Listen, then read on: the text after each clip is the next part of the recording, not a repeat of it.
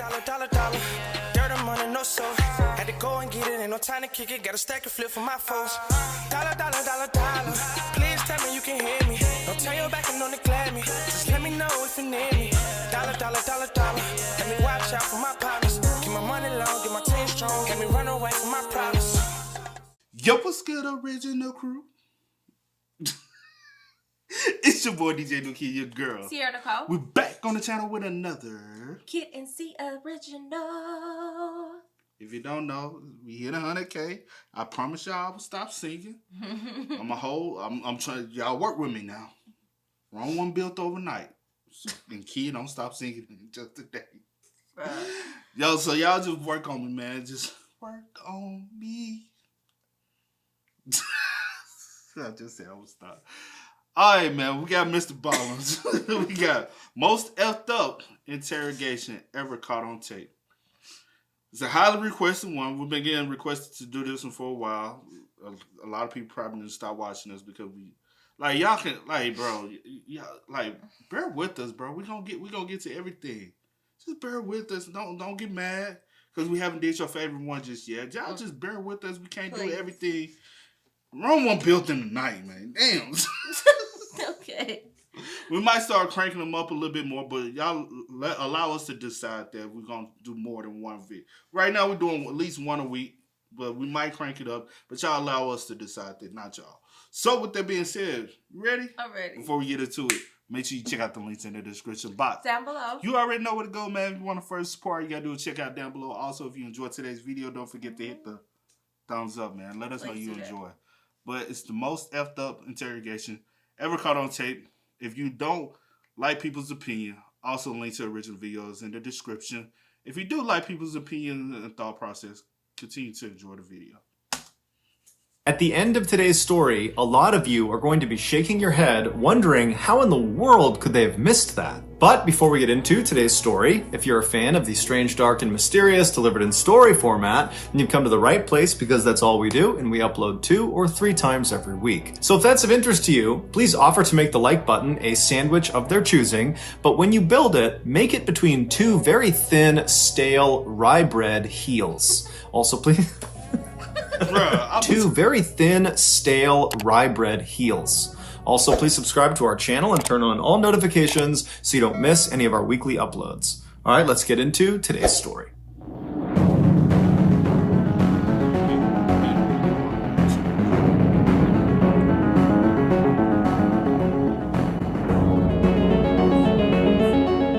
In 2006, Heather Kwan was a 21-year-old college student living in the small residential town of Desert Hills in Arizona. From a very young age, Heather was someone who always seemed to give her friendship to the people who needed it the most, people who were hurting on the inside or who society had kind of forgotten about. This is why when she was a teenager and a young adult, she would often spend her weekends volunteering her time with underprivileged children. It's also why she aspired to go to law school and become a defense lawyer, because she loved the idea of professionally helping people that desperately needed her help. She lived in a rental home with her boyfriend, who was 18 years old. His name was Ryan Waller, and amongst other things, he was a huge gun enthusiast and a student. That year, the couple had made plans to visit Ryan's father, Don, on Christmas Day, so on December 25th. But when the day came and Don had made dinner for the couple and was expecting them, they didn't show up. And so Don tried contacting both of them, but when he couldn't, he just had a bad feeling that something was off. It was just very uncharacteristic of them to just no-show. But instead of driving over to their property himself,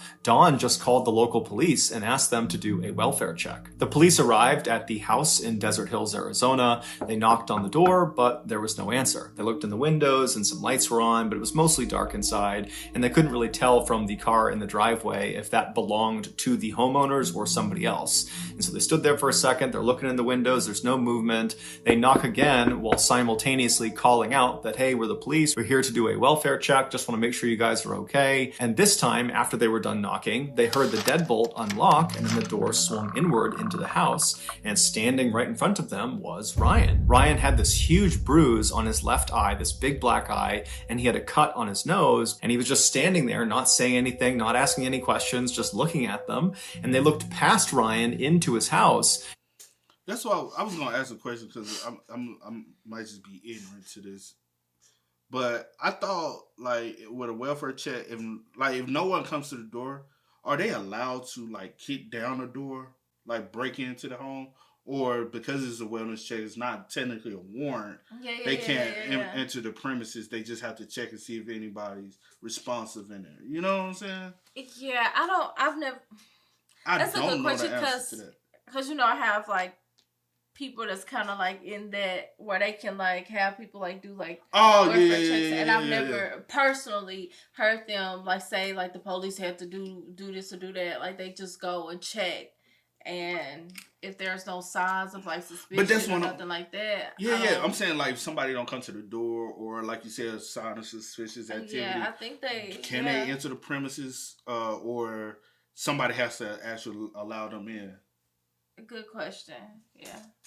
Thing, not asking any questions, just looking at them, and they looked past Ryan into his house, and they saw there was a woman lying on the couch, which they presumed was his girlfriend Heather, because that was the two people they were coming to look for. And so they turned their attention back to Ryan, and they asked him, what happened to your eye?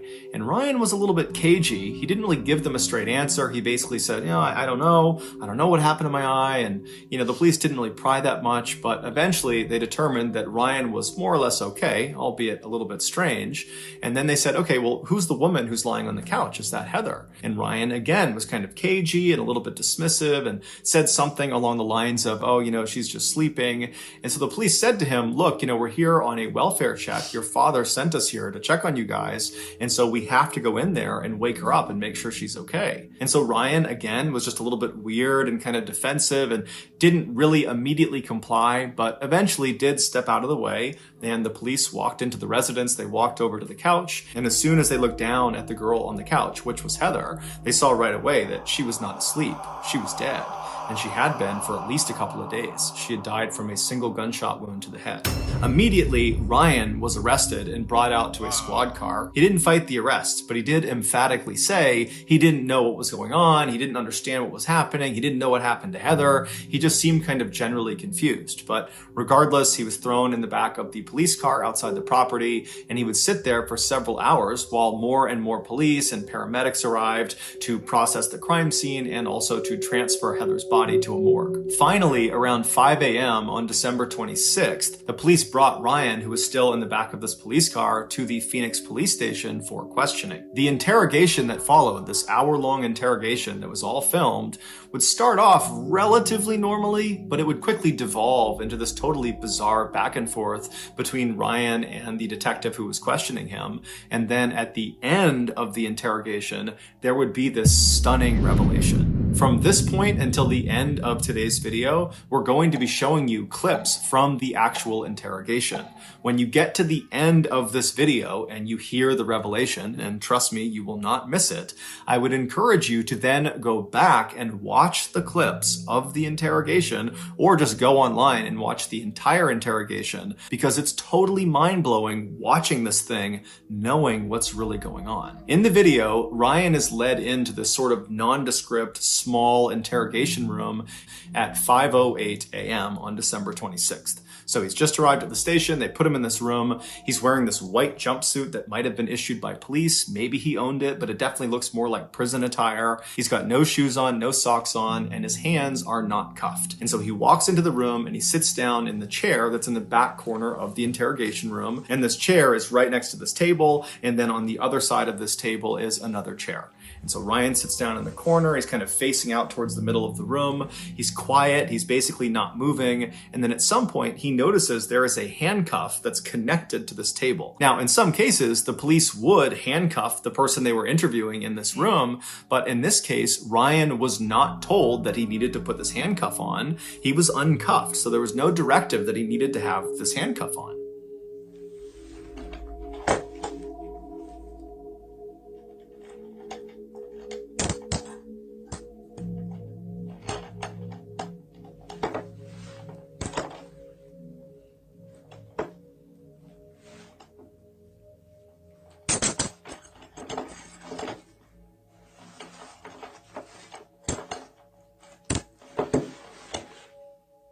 After handcuffing himself to this table, Ryan turns and puts his arms over this table, and he lays down, puts his head in his arms, and he lays that way for about 5 minutes. Periodically, he makes a few groaning sounds, but for the most part, he's quiet. And then all of a sudden, as he's laying there, he suddenly makes a fairly loud moaning sound, and he stands up in his chair like he's going to walk out of the room, but as soon as he starts to walk away, the handcuff stops him. The handcuff that he was not told to put on. And so he's stuck against this table, but he doesn't seem fazed by it. He looks almost confused by what's happening, but he doesn't dwell on it for very long. Instead, he just reaches across the table and grabs a blank piece of paper, and then he just sits back down in the seat, he crosses his legs, and he starts looking at this piece of paper. At 5:17 a.m., so roughly 9 minutes into this interrogation, which really hasn't even started yet, Ryan is intently looking at this blank piece of paper when a detective walks into the interrogation room. This detective was named Dalton, and he informs Ryan that they're going to be taking pictures of his feet, and so he needs to put his feet up on the table that's right next to him. Ryan at first... Question for you. You think he's trying to play... Because we've watched interrogations before, you remember, on YouTube and stuff. You remember the one, the school shooter that happened in Florida? You remember watching his and how he tried to kind of play cuckoo a little bit, and his demeanor, and it was like he's a psychopath just by the way he's acting and portraying and carrying himself. Right now, I would. Right now, it's just too early. It's too early for me. I really need to like see and watch his behavior, but just right now, I'm like right now I'm kind of like stuck in between. I'm like, is he really confused? Like what's actually going on mentally, or is he putting on an act? Like I don't know right now, cause he started this from the house. From the house, you know what I'm saying? Tried to act like he was out of it. Did he personally? So I don't want to say right now. So yeah. Acts very confused and doesn't really understand what's happening, but he eventually complies and he puts his feet up on the table. And by the time his feet are up there, another officer walks into the interrogation room, and he's got a camera and he's got this big kit with him. And he would begin about a 10-minute long process of photographing Ryan's feet and also swabbing Ryan's feet. During this 10-minute session, Dalton stays in the room, and so Ryan periodically asks him if he can just leave and go home, seemingly unaware of how serious this situation really was for him. And when Dalton would tell him, no, you can't leave, Ryan would act totally frustrated and kind of angry and upset, kind of like how a child would act if they were told they couldn't have something they really wanted to. At 5:28 a.m., after this 10-minute session is complete and they've photographed and swabbed Ryan's feet, the second officer leaves the room, and Dalton shuts the door behind him, and then he walks over to the table and he grabs the chair on the other side from Ryan. He drags it out so it's closer to Ryan, and then he sits down and introduces himself. After that, he begins asking Ryan some very basic questions. He asks him to confirm his name, which he does. He asks him to confirm his date of birth and his social security number, and Ryan does both those things. And then he asks Ryan if he understands why he was there, why he was being interrogated. And Ryan says, no. And so at this point, Dalton says, okay, let's just stop right now. I'm going to read you your rights. And so it's at this point in the interrogation that Ryan's behavior starts to get really, really weird. After Dalton tells Ryan he needs to read him his rights, you can see Ryan doesn't compute what he's saying. He's just kind of looking blankly, and Dalton seems to pick up on that. And so he tries to make it kind of lighthearted, and he says, hey Ryan, I'm going to read you your rights like they do on TV, like on Cops and on Law and Order and CSI, any of those crime shows, they read people their rights. That's what I'm going to do. You know what I'm talking about? And Ryan just goes, no. And Dalton's kind of confused. He's like, you haven't seen any cop show where they read people their rights? And at this, Ryan kind of changes his behavior. And suddenly he's not as robotic. He's a little bit defensive looking. And he says, oh, yeah, I have, yeah. At this, it's pretty obvious to Dalton that Ryan is lying about something that is totally insignificant, whether or not he's seen true crime TV shows. It really just didn't matter at all. And there's this weird hesitation where both of them are just kind of being quiet for a minute. It's like Dalton knows he's lying about it, and Ryan just seems totally confused. And then ultimately, Dalton just decides to not key in on this kind of weird lie that Ryan has just told. Instead, he just reads Ryan his rights. And then after that, he gets back into some basic questions. The next one was, hey Ryan, what was the highest grade you achieved in school. And now at this point, Ryan is not looking at Dalton. He's looking to the far side of the room. He's got this blank expression on. And when he's asked this question, he just says, I don't know. And Dalton's like, you don't know what level grade you achieved in school? And Ryan says, no, I don't know.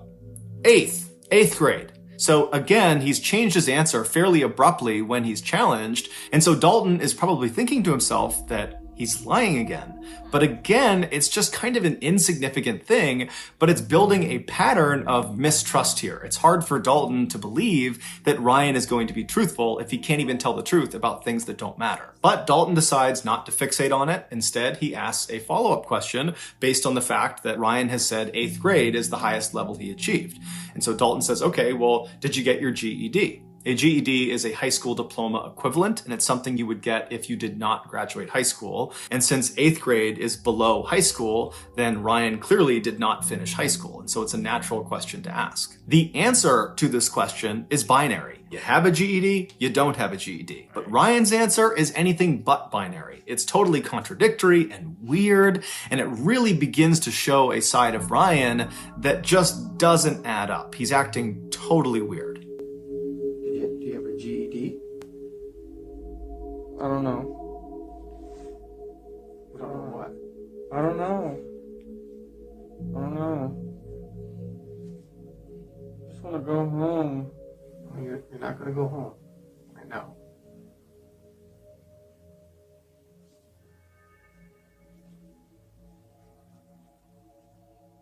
So what?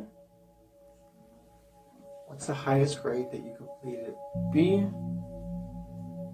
No.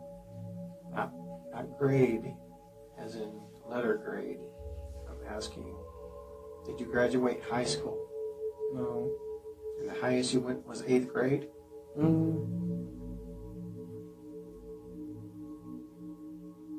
Yeah. Do you know how to read and write, Ryan? Yeah. After the discussion about I don't know. It's something about his demeanor. Yeah, it is. All right. I'm kind of thrown right now. And like I would like, as far as like, you know what I'm saying, like the detective, I wouldn't trust him either. Like at this point, you're not giving me any point of being able to trust you or be able to fully like, okay.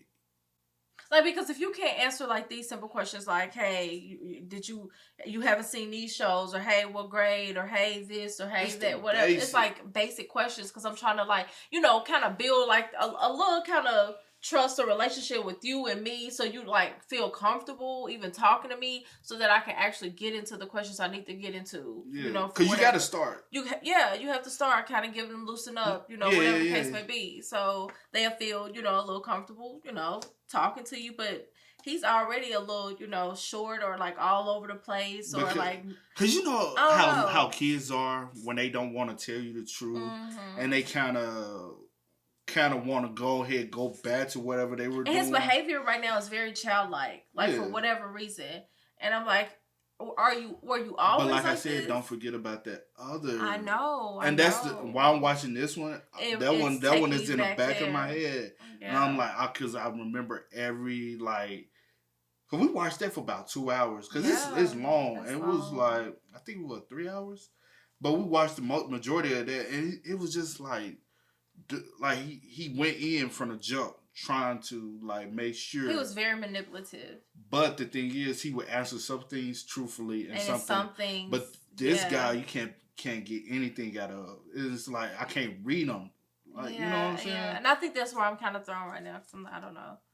Ryan's education goes nowhere, Dalton again does not fixate on all the issues with his answers so far, and instead just kind of continues asking more questions. And so he begins to address Heather. He starts by asking Ryan if he has a girlfriend. Now, Dalton at this point would know that Heather, the girl who was deceased, was Ryan's girlfriend, because the police were asked to do the initial welfare check on Ryan and Heather, the couple. That's something that Dawn would have relayed to police. And so Dalton knows they have a relationship, but he wants Ryan to tell him he has a relationship with Heather. So again, he asks Ryan, do you have a girlfriend? And Ryan says, no, which is a lie. But Dalton goes along with it and says, okay, well, do you know a girl named Heather? And Ryan would say, yes, I do. But his description of Heather was just completely inaccurate. He said Heather was a 16 or 17-year-old girl, even though she was actually 21. And he would say her last name was Kyman. He thought. He wasn't entirely sure. He said she has nicknames and she has different names she uses, but he believes it's Kyman, even though her last name was actually Kwan. Now, Dalton, of course, is aware of these discrepancies, but again, he does not fixate on them. He just keeps on asking more questions. Dalton asks Ryan, what happened to your face? You have this huge bruise on the left side of your face. What happened? At first, Ryan says he doesn't know. But when Dalton pressed him and kept asking more and more questions about his face and how it happened, Ryan eventually would begin to open up. What happened to your face? I don't know. I told the officer just a few minutes ago that someone hit you. Do you remember who hit you? I don't know. I think it was Heather.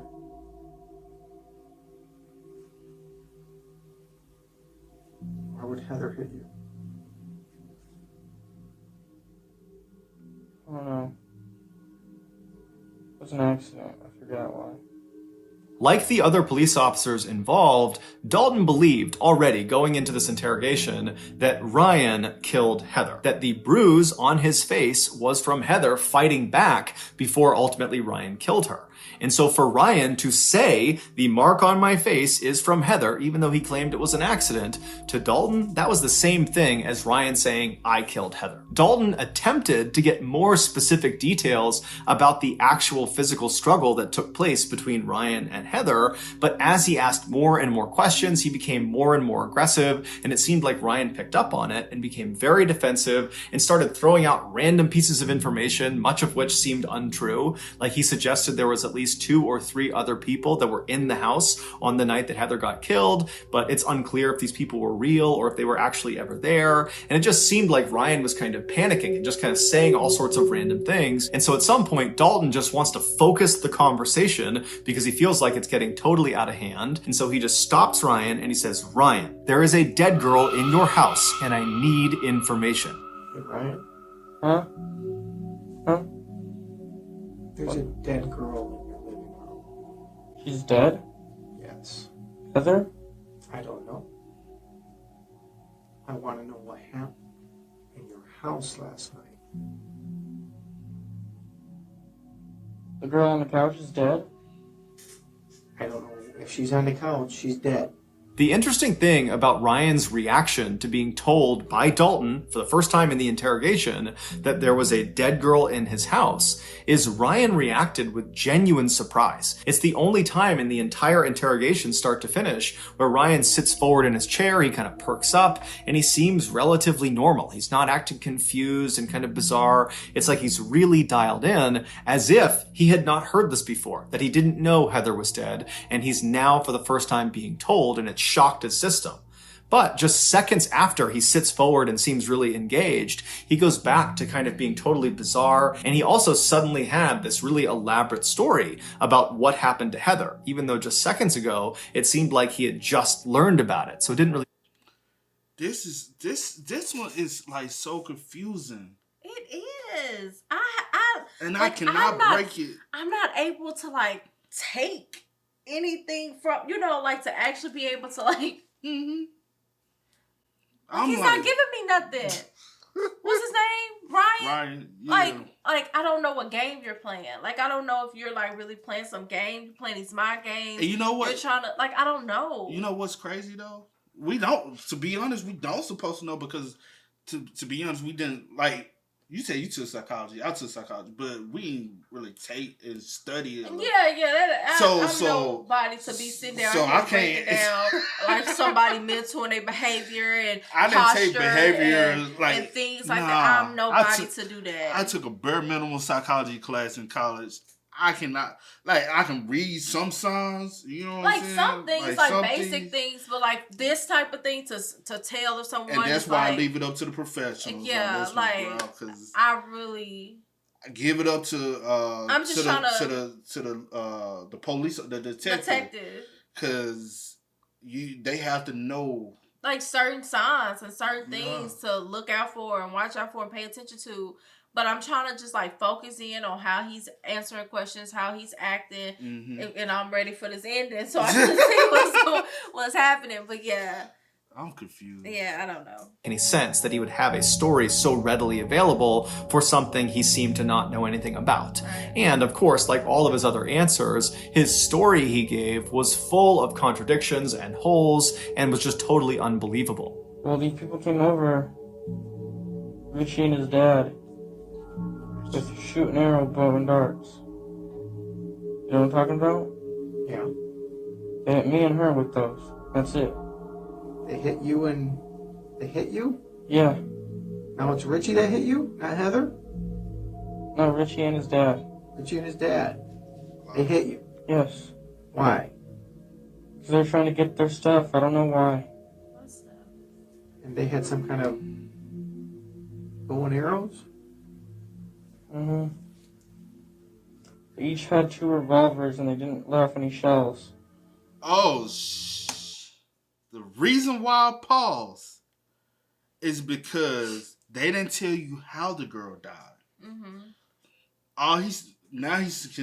She's gone, because he tried to ask the prior, because he's watched several TV shows, and they always say if they don't react when you tell them somebody have died because they already previously know.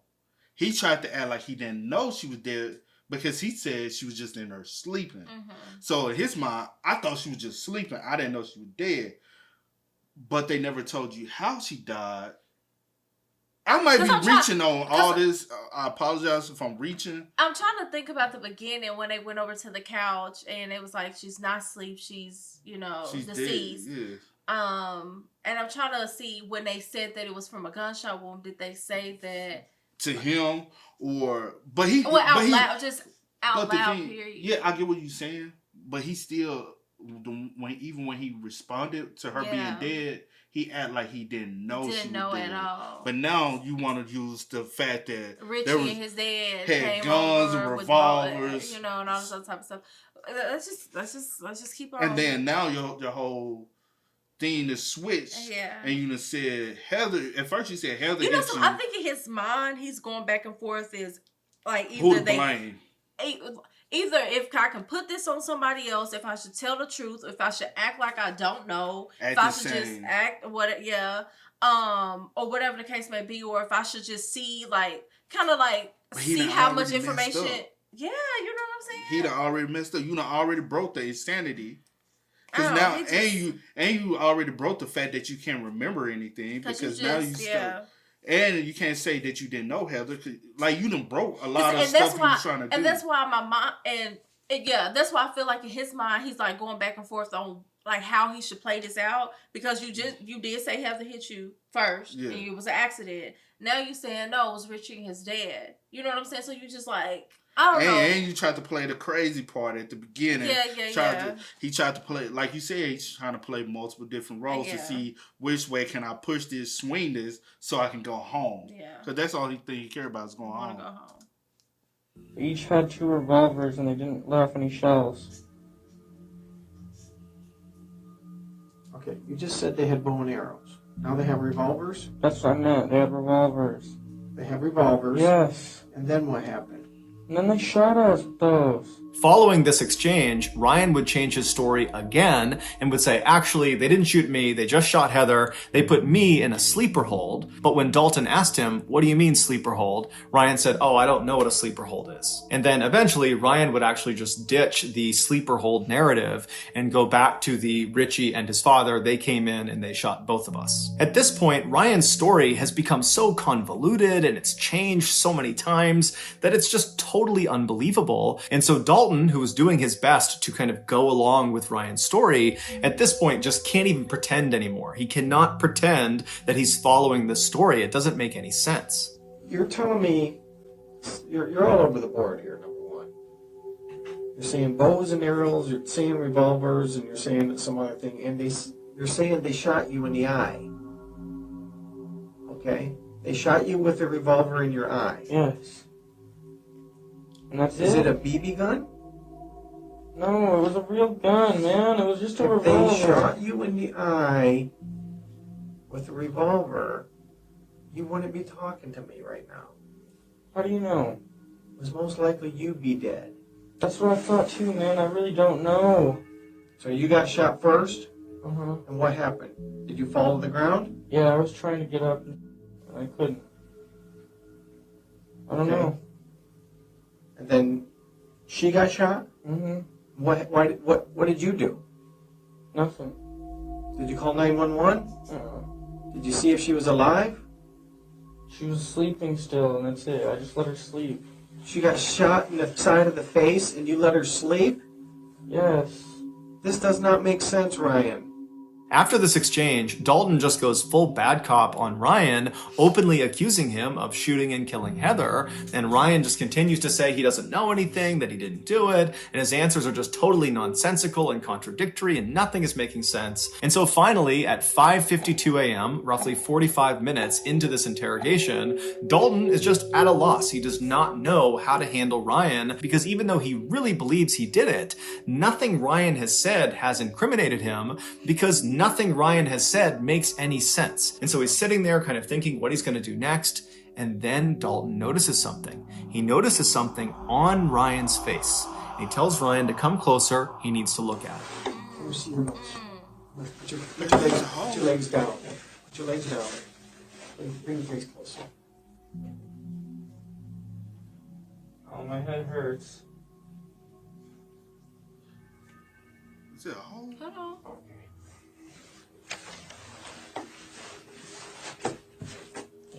Be right back. What Dalton had finally just discovered were 4 bullet holes in Ryan's face and head. Ryan had committed no crime. He was a victim the same way Heather was a victim, but somehow Ryan had survived the attack. On December 23rd, so 2 days before the welfare check, 2 men attempted to break into Ryan and Heather's house. They were 23-year-old Richie Carver and his 54-year-old father, Larry Carver, the same Richie and Richie's father that Ryan had mentioned during the interrogation. They were there because of an altercation that had occurred between Richie and the couple about a month earlier. During that time, Richie was actually living with Ryan and Heather, but apparently he began hitting on Heather, and Heather told Ryan, and Ryan got really mad about it, and Ryan and Richie got in this big fight, and ultimately Ryan kicks Richie out of the house. Now, this totally infuriates Richie and is very embarrassing for Richie, and so right away he begins plotting his revenge. And so on December 23rd, Richie and his father, they were there to carry out this revenge plot. When the father and son got to the back of Ryan and Heather's house, Ryan saw them at the back door through the glass door that was near their kitchen, and he ran over to try to stop them from getting inside. But Richie and Larry managed to barely get open the door, and Richie reached in with his hand, which was carrying a gun, and he shot Ryan point blank twice in the face. The first bullet went in through his nose and then out the other side of his nose, so that's the first 2 bullet holes. And then that bullet traveled back into his head through his left eye into his brain where it got lodged. And along with the bullet, 6 pieces of his skull that broke off from this bullet went inside of his brain as well. So that's the first 3 bullet holes. And then the second bullet that was fired into Ryan's head hit the side of his head. It did not penetrate into his skull. So the bullet didn't lodge anywhere inside of his brain. That's the reason why he's out of a delusional. He has brain damage. And that's why, and that's also, because I was just... He can't remember nothing. This was the first time that we did one of these where I had nothing. Yeah, I was reaching. Yeah. Because you just going off of what's being given to you. Or previously seen. And whatever. And that's why I was like, his behavior is so childlike to me, because it was just coming off as like, seemed like he was confused. And I was like, either he's like for real confused, or he's like trying to like scram for this story, whatever the case. And I was just like, there is no way, because he was confused from the get. Yeah. And also, when they even came and was knocking on the door, he probably never came to the door because he was scared. Yeah. You know what I'm saying? He was scared. That he didn't know who it was, probably. He was scared, whatever the case may be. And then when they announced that they was police, he probably was like, okay. And he been laying in there for a couple of days. And the fact that he thinking she sleep because maybe she was asleep. when when it happened or whatever the case, she was probably always on the couch, and he never like even because he's been shot, and like he's out of it. The only reason, like, I will say that the possibility of brain damage did cross my mind only because my mom and her situation. Yeah. And I remember everything that led up to. She had a lot of kind of like amnesia. She didn't know what was going on. And then to find out she has epilepsy now. Yeah. And it's like, damn. But it's kind of like we ignored all the signs. Right. And it was like she was showing us that she always had brain damage. But we was like looking at it on the outer, like, ain't nothing wrong with you. Not knowing to be able to identify the signs. And him, as he come in full detective mode, whole time, a doctor probably would have been like, yo, he's showing signs of somebody with brain damage. Because I thought it was a black eye, and I'm like, maybe he did get knocked out. Because when at first when they said when he said Richie them, I'm thinking Richie them probably knocked him in the eye with the back of the revolver, basically pistol whip him. And I was like, maybe that's what happened. Maybe he got pistol whipped for real. But the way, like, and also the reason why he said that it was Heather because he can't remember. He can't remember, so he's trying to piece. So as the more that he remember everybody there, the more that the detective like press him, he's like digging for like, okay, I'm trying to put together in my head like this happened. And he can't remember his high school years, brain damage. He can't remember how old Heather is. He knows Heather. He remembers Heather. He didn't even remember her last name. But he remember bits and pieces of it. Right, or even that's her severe brain damage. Her last name or whatever the case may be. And I'm just like, I thought about that, but then I was just like, something's missing. And I'll say this. Just because you take like my stepbrother, just because you take a bullet to the head doesn't mean you're going to die. Right. Like, he got shot in the head. He didn't die. Mm-hmm. But after finding out how he got shot in the head, I'm like, that's the reason why you didn't die. It wasn't a direct wound. Even his was a direct, but straight to the head. Yeah, straight to the head. Right. It was like one that shot somewhere else, traveled, or whatever the case may be. And the incident had just happened, so he's not gonna remember. Because it took my stepbrother a while before he could remember each and every bits and piece because he still had the bullet lodged in his brain. And he had to develop, you know what I'm saying, his memory back. But I'm so glad because of the simple fact that... And then the way he touched his head, he could have caused even more trauma by grabbing his head. Well, we don't know how hard it was, but I get what you're saying. But, and also I do appreciate like him, like kind of like, even though it was after 45 minutes, like, you know, observing the fact that, okay, something, it's not adding up. Like something is just a little off, you know, it's just like, don't in intake, don't y'all supposed to examine every aspect of a person? Well, I don't know if I would think so, but again, my mom works I'm in not that on field, that side, so I can't speak on that. No, I'm saying I can because my mom works in that field, and I know like. But I don't know if it was because they automatically, like, you have this girl here, she's deceased, and we have just you here on the crime, you know, at the scene. So we automatically think that you're the suspect. So which is like, not it's not always the case. But then when he said Richie, I'm like, who is Richie? Then I'm like, that really said threw Richie, me for a loop. I knew Richie. For him to even say Richie and his dad. It was Richie and his dad was somewhere involved because I was like, you don't just come up with a name Richie. You know what I'm saying? Yeah. However, it did break off a piece of his skull, and so that was the fourth bullet hole. Ryan dropped to the ground. He was unconscious. They assumed he was dead. They managed to force the door the rest of the way open. They stepped inside. They stepped over Ryan's body, and they walked into the living room where Heather was cowering on the sofa, and Richie just immediately walked up, put a gun to her head, and fired a single shot.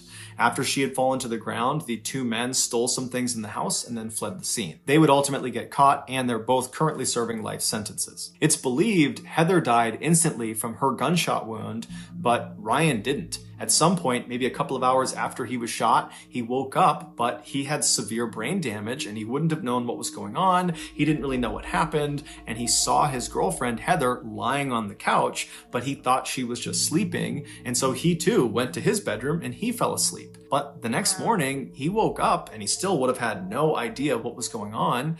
And he spent the day on the 24th just kind of wandering around his house with his girlfriend lying dead on the couch. And so after a full day of just kind of mindlessly walking around his house, he went back to bed, and then he got up on Christmas Day on the 25th and spent another day just kind of walking about his house with his girlfriend, who he believed was sleeping, but really she was dead. And so finally the welfare check is called in, the police show up, and as soon as they see Ryan, they jumped to conclusions that he must have killed Heather, and it kind of dictated the way they treated him. Had they believed he was a victim, they might have sought medical attention for the wound on his face, but again, jumping to conclusions and assuming he was the killer, they figured that bruise on his face was from the woman fighting back. She had struck him before he had savagely killed her. And so they didn't give him any medical care. Instead, they put him out in the cop car out front of the property, and he sat there with no medical intervention for 6 hours. And during those 6 hours, literally every second that went by, there was irreversible brain damage being caused because he had all this bleeding inside of his head that was causing brain damage. And so the clock was ticking as soon as they found him, and for hours and hours and hours, he got no care and was just getting worse and worse and worse.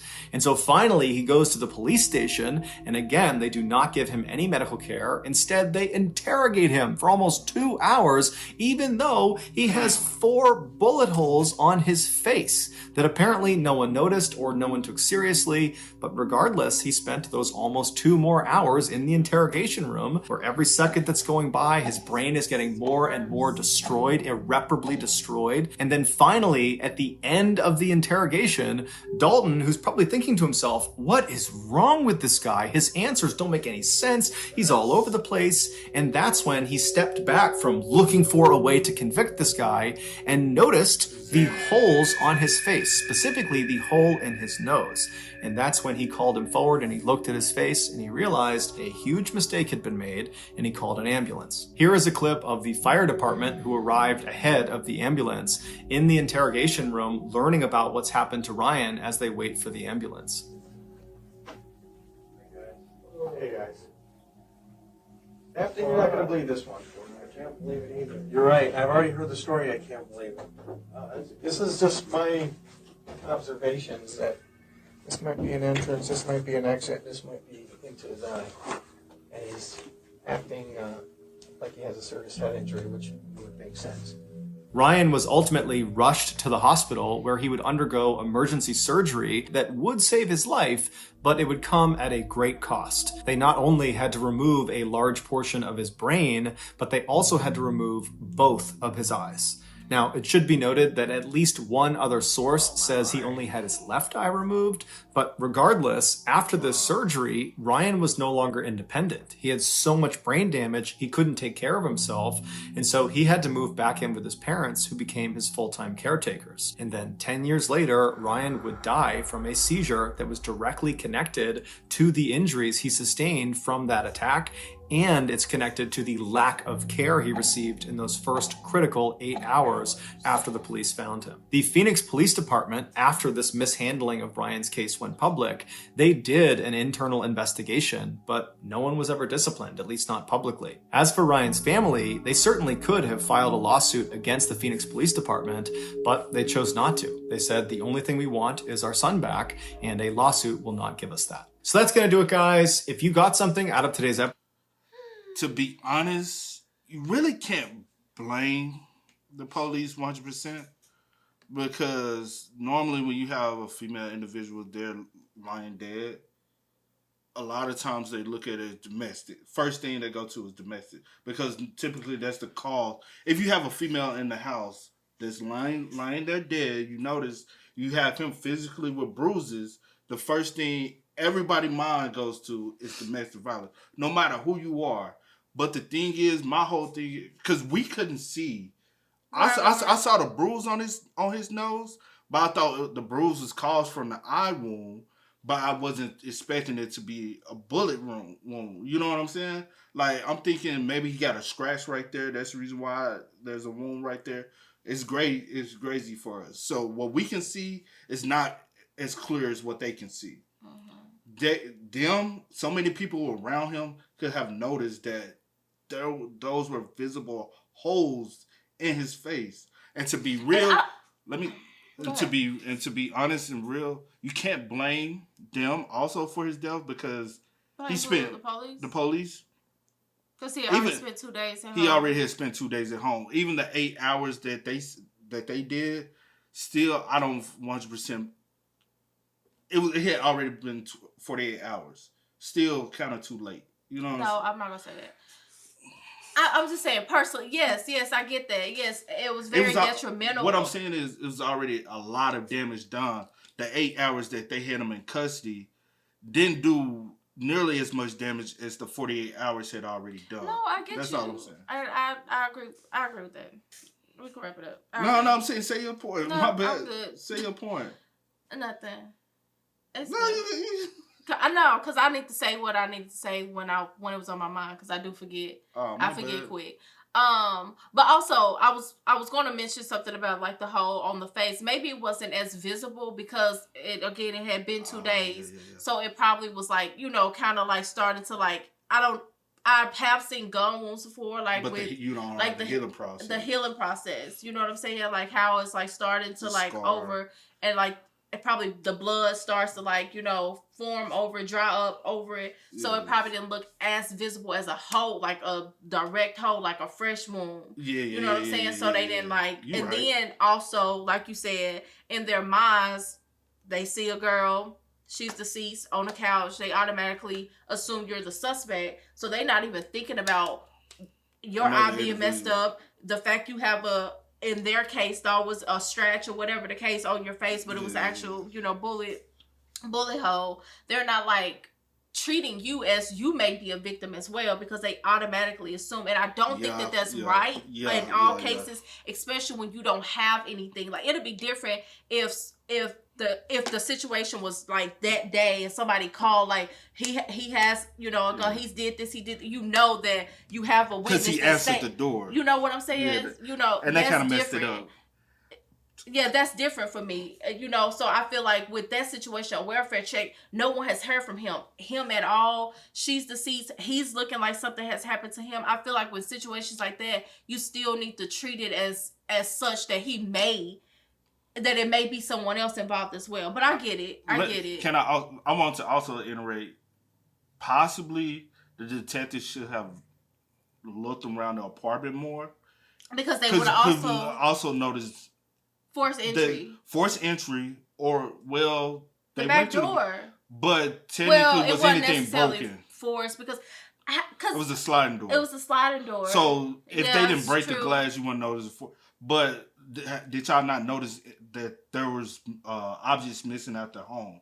Well, then you would have. But that's the thing. What did they take? They wouldn't know that objects are missing unless somebody say like, "Hey, if you pick up something that's been sitting in a specific place, kinda you can observe like a home like that look like something might have been. But that's there. what I'm saying. What did they take? Did they take something that is visible for you to tell that something was missing? You know what I'm saying? Or did they ransack through?